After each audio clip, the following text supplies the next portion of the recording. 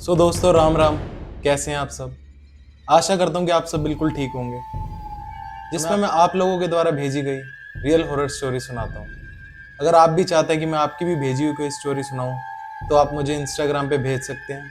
ये मेरी Instagram ID है, तो आप मुझे उस पर डीएम कर सकते हैं। दोस्तों ज़्यादा टाइम ना लेते हुए शुरू करते हैं आज की हॉरर स्टोरी। पोस्टमार्टम। दोस्तों ये जो स्टोरी है, इस स्टोरी पे आपको बिलीव नहीं होगा, क्या मुर्दा भी उठ सकता है, बोल सकता है। जब मैंने ये स्टोरी सुनी थी तो मैं खुद सोच में पड़ गया था कि ऐसा कैसे हो सकता है। ये स्टोरी मुझे राकेश ने भेजी है, जो बिहार का रहने वाला है। जब उनकी नौकरी हॉस्पिटल के पोस्टमार्टम डिपार्टमेंट में लगती है, जहाँ पोस्टमार्टम होते हैं बॉडीज के, तो 6 महीने तक तो उन्होंने उस हॉस्पिटल में पोस्टमार्टम जो रूम था वहाँ पे डे की नौकरी करी। फिर एक दिन जो वहाँ पे नाइट की ड्यूटी करते थे, जो वहाँ के गार्ड थे, तो अचानक उनको कहीं जाना था, तो इसलिए वो नहीं आए।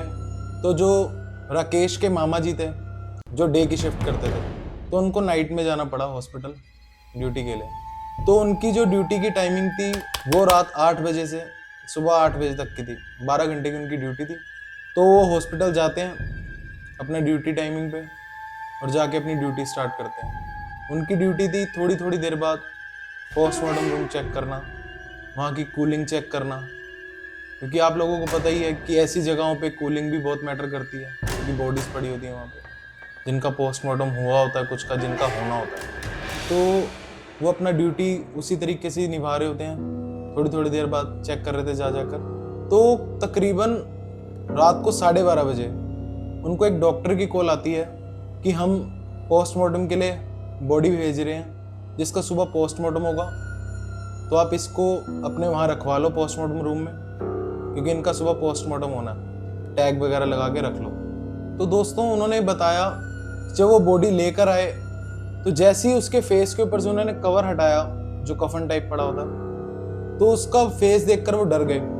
वो लेडी की बॉडी थी दरअसल। उस लेडी का जो बॉडी थी उसका आधा फेस जला हुआ था और पूरा खूनम खून हुई पड़ी थी वो बॉडी।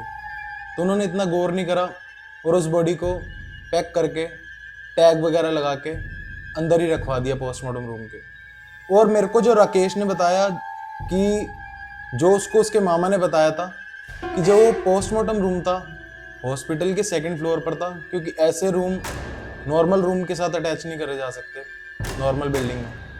तो उसका फ्लोर अलग करा हुआ था उन्होंने बिल्कुल, और बाकी के दोनों नीचे जो ग्राउंड फ्लोर और 1st फ्लोर पे हॉस्पिटल के रेगुलर जैसे पेशेंट वगैरह आने हैं, उनको रखा जाता था, सब कुछ चेकअप वगैरह जो होता था उनका। तो राकेश ने मेंशन भी करा था मेरे को कि जो पोस्टमार्टम रूम था, जहाँ पे और कोई नहीं होता था बस एक गार्ड के अलावा, तो उस दिन उनके मामा की वहाँ पे शिफ्ट थी। तो उनके मामा थोड़ी थोड़ी देर बाद नीचे भी जाया करते थे, फिर थोड़ी देर बाद ऊपर आ जाते थे एक राउंड लगाने के लिए, सारा कुछ चेक करने के लिए कि सब ठीक है। तो ऐसे ही तो उनके मामा नीचे जाते हैं चाय वगैरह पीने के लिए, और भी गार्ड थे नीचे, उन लोगों के साथ बैठते हैं, थोड़ी देर बातचीत करते हैं। थोड़ी देर बाद ही उनको ऐसा लगता है, क्योंकि वो सीढ़ियों के साइड पे बैठे थे नीचे ना गार्ड वगैरह, तो उनको एकदम से ऐसा लगता है कि जैसे ऊपर कोई चल रहा है, शैडो सी दिख रही है ऊपर फ्लोर पे सीढ़ियों के साइड से। उनको ऐसे लग रहा है कि कोई चल रहा है ऊपर। तो वो जाते हैं ऊपर देखने के लिए कि क्या है ऊपर। तो जैसे ही वो ऊपर जाते हैं उनको कोई ऊपर दिखता नहीं, उनको लगा शायद मेरा वहम होगा। तो वो पोस्टमार्टम रूम जाके खोलते हैं जैसे, तो अंदर जाके देखते हैं कि अंदर क्या पता कुछ है तो नहीं। सारा रूम वगैरह चेक करते हैं, उनको कुछ नहीं मिलता ऐसा। वो फिर बाहर आ जाते हैं अंदर लॉक लगा के उस रूम को, और नीचे आ जाते हैं। फिर थोड़ी देर बैठते हैं, उनको फिर दोबारा लगता है ऐसे कि कोई ऊपर चल रहा है। तो फिर दोबारा जाके देखते हैं ऊपर कि कोई है, तो उनको फिर कुछ नज़र नहीं आता। बट इस बार उनको ऐसा फील हुआ कि जो पोस्टमार्टम रूम है, उस रूम के अंदर ही उनको आवाज़ें आना शुरू हुई धीरे धीरे, जैसे कोई टक टक कर रहा हो, अंदर कुछ खड़का रहा हो।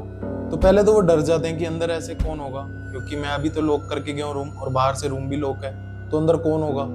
तो वो जैसे ही रूम खोलते हैं और अंदर जाते हैं, फिर देखते हैं अंदर कुछ नहीं है। लेकिन वो सोचने पे मजबूर हो जाते हैं कि ऐसा क्यों हो रहा है, कि उनका शायद वहम तो नहीं है। फिर वो लॉक लगा के नीचे आते हैं। तीसरी बार उनको ऐसा फील होता है कि ऊपर कोई भाग रहा है। सोचो दोस्तों, अगर आप ऐसे इस सिचुएशन में हो तो आपको कैसा लगेगा।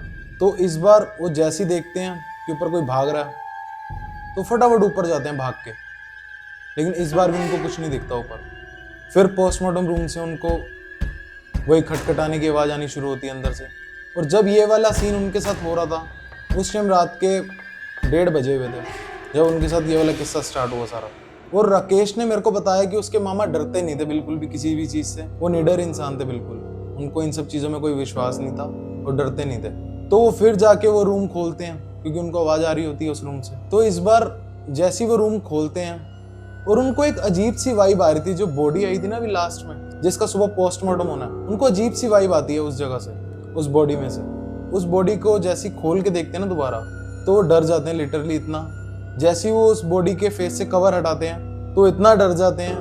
वो देखते क्या हैं कि उस बॉडी की आंखें खुली हुई हैं और वो उनको बॉडी देख के हंस रही है तेज। इस चीज़ को देख के वो इतना डर जाते हैं कि एकदम से बाहर भागने लगते हैं। और बाहर भागने ही लगते हैं जैसे ही वो गेट लॉक हो जाता है एकदम से अंदर से। वो बड़ी तेज खटखटाते हैं उस गेट को खोलने के लिए, वो बहुत तेज शोर मचाते हैं, लेकिन वो गेट नहीं खुलता और कोई ऊपर नहीं आता क्योंकि नीचे तक आवाज़ ही नहीं जा रही थी उनकी। वो इतनी तेज शोर मचाते हैं, गेट खटखटाते हैं कि मुझे बचाओ मुझे बचाओ। और वो जैसे ही पीछे मुड़ के देखते हैं दोबारा तो वो बॉडी स्ट्रेचर के ऊपर बैठी हुई थी। इमेजिन करो दोस्तों कि वो पल कैसा होगा उनके लिए कि मुर्दा आपके सामने बैठा हो और तेज हंस रहा हो। जो मुर्दा अपनी उंगली तक नहीं हिला सकता, जिसके अंदर कोई मूवमेंट ही नहीं है, जिसके अंदर जान ही नहीं है, बेजान है बिल्कुल, खाली वो बॉडी है बस एक, वो आपके सामने बैठी हो और तेज हंस रही हो, वो पल उनके लिए कितना डरा देने वाला होगा।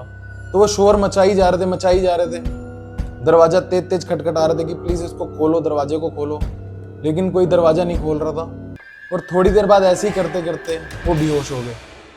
और जैसे ही उनको थोड़ी देर बाद होश आया तो वो पोस्टमार्टम रूम में नहीं थे, वो फर्स्ट फ्लोर पर थे और खुद स्ट्रेचर पर लेटे हुए थे उस टाइम वो, क्योंकि वो बेहोश हो गए थे। तो उनको लोग ऊपर से लेकर आए नीचे कि आपको क्या हुआ जो आप बेहोश हो गए थे ऊपर ही। तो वो बताते हैं, फिर वो उनको बताना शुरू करते हैं कि मेरे साथ ऐसा ऐसा किस्सा हुआ, मैंने ऊपर एक मुर्दे को देखा, जो बॉडी अभी आई है ऊपर थोड़ी देर पहले, वो ऊपर बैठी हुई है और हंस रही है तेज, उसकी आंखें भी खुली हुई हैं। लेकिन उनकी बात पे कोई विश्वास नहीं कर रहा था क्योंकि ऐसा पॉसिबल ही नहीं था कि कोई मुर्दा कैसे उठ सकता है, कैसे बैठेगा ऐसे अपने आप, और वो भी हंस रहा तेज। तो वो कहते चलो हम देखते हैं साथ में आपके। तो दोस्तों जैसे ही वो लोग सारे ऊपर जाते हैं तो वहाँ जाके देखते हैं कि वहाँ पे जो वो बॉडी थी वो उसी तरीके से पड़ी हुई थी जैसे वो आई थी। उसका फेस पूरा कवर करा हुआ था और कोई हलचल नहीं थी उस रूम में, बिल्कुल सब कुछ नॉर्मल था। तो अगले दिन जो वो नाइट पे गार्ड बैठता था, जो नाइट वाला गार्ड था, उससे उसके मामा जी मिलते हैं, राकेश के मामा जी, जिनके साथ एक रात पहले ये वाला किस्सा हुआ है। जो उनको दिखा वो सब कुछ उस नाइट वाले गार्ड को बताते हैं कि मैंने ऐसा ऐसा सब कुछ देखा। तो जो नाइट वाला गार्ड था, जो नाइट पे होता था, उसकी बातें सुनकर ये और डर जाते हैं क्योंकि वो खुद इस चीज़ से एग्री करता है कि ऐसी चीज़ें नाइट में हुआ करती हैं कि अपने आप ही ऐसा लगता है कोई ऊपर भाग रहा है, आवाज़ें आना, गेट खटखटाना। तो उसने बताया कि मेरे साथ भी सेम ऐसे एक बार किस्सा हुआ था, मैं भी नीचे बैठा हुआ था तो मेरे को ऐसे लगा कि ऊपर कोई भाग रहा है, और जैसे ही मैं ऊपर गया देखने के लिए तो मेरे को कोई नज़र नहीं आया। जैसे ही मैंने पोस्टमार्टम रूम का गेट खोला और मैं अंदर गया देखने के लिए कि यहाँ कुछ है तो नहीं, और जैसे मैं बाहर आने लगा तो वो गेट अपने आप अंदर से लॉक हो गया और ऐसा लगा कि जैसे कोई मेरे को थप्पड़ मार रहा है, पीछे से थप्पड़ मार रहा है तेज, और मैं चिल्लाया बहुत तेज। इतनी देर में अपने आप ही गेट खुला और मैं बाहर भाग गया, और बाहर आके मैं सीधा नीचे फ्लोर पे आ गया। और मैंने भी सबको ये चीज़ बताई कि ऐसे ऐसे मेरे साथ हुआ है, लेकिन तब भी किसी ने विश्वास नहीं करा कि ऐसा पॉसिबल ही नहीं, कहते कि ऐसा कुछ नहीं होता, ये सब तुम्हारा वहम है ये सब। तो इसलिए उस दिन के बाद से मुझे पता लग गया कि इनमें से कोई भी मानेगा तो नहीं कि ऐसा कुछ हो सकता है। तो इसीलिए जब मैं नाइट ड्यूटी करता हूँ तो मैं बहुत कम ही ऊपर जाता हूँ, अवॉइड करता हूँ ऊपर जाना ज़्यादा। जैसे जब मैं आता हूँ तो उस टाइम एक बार चले जाता हूँ और कोशिश करता हूँ कि उसके बाद सीधा सुबह ही जाऊँ, बीच में कोई ऊपर चक्कर ना ही लगाना पड़े। और दोस्तों जो ये गार्ड थे दूसरे वाले, उन्होंने बताया कि उनसे पहले भी एक गार्ड था यहाँ पे जिसके साथ सेम ऐसे ही किस्सा हुआ, लेकिन उनके साथ क्या हुआ था, जैसे वो भी नीचे ही बैठे हुए थे तो उनको ऐसा लगता है कि ऊपर कोई खड़ा हुआ है फ्लोर पे, और जैसे ही वो ऊपर जाके देखते हैं उनको कोई नजर नहीं आता, ऊपर कोई भी नहीं है। और वो जैसे ही आते हैं वापसी नीचे की तरफ, उनको ऐसा लगता है कि बार बार कोई उनका नाम ले रहा है, ऊपर खड़ा होकर उनको बुला रहा है। वो फिर ऊपर जाते हैं लेकिन उनको फिर कुछ नहीं नजर आता। तो इस तरीके से उनके साथ भी एक दो बार ये वाला सीन हुआ। तो वो तो थोड़े टाइम बाद ही जॉब छोड़कर चले गए थे अपनी। तो मेरे को पता है कि तुम्हारे साथ ये वाला किस्सा रियल हुआ है। तो दोस्तों ये थी इनकी स्टोरी। इस स्टोरी की सच्चाई मैं आप लोगों पे छोड़ता हूँ कि आपको कितना सच लगता है, कितना झूठ लगता है। क्या ऐसा पॉसिबल है कि कोई मुर्दा, डेड बॉडी अपने आप उठ सके और हंस रही हो तेज? इसकी सच्चाई मैं आपके ऊपर छोड़ता हूँ। आपकी जो भी राय हो आप मुझे कमेंट में ज़रूर बताएं अपनी राय, क्या ऐसा पॉसिबल है। आशा करता हूँ कि आपको स्टोरी अच्छी लगी होगी, और अगर आप यहाँ तक आ ही गए हैं तो आप प्लीज़ चैनल को सब्सक्राइब करें, शेयर करें, वीडियो को लाइक करें। और अगर आपके पास भी कोई ऐसा किस्सा हो जिसे आप चाहते हो कि मैं अपनी आवाज़ दूँ, तो आप मुझे इंस्टाग्राम पे भेज सकते हैं। ये मेरी इंस्टाग्राम आईडी है, तो आप मुझे इस पर DM कर सकते हैं। तो तब तक के लिए दोस्तों मैं मिलता हूँ आपसे अगली एक नई स्टोरी में। सी यू।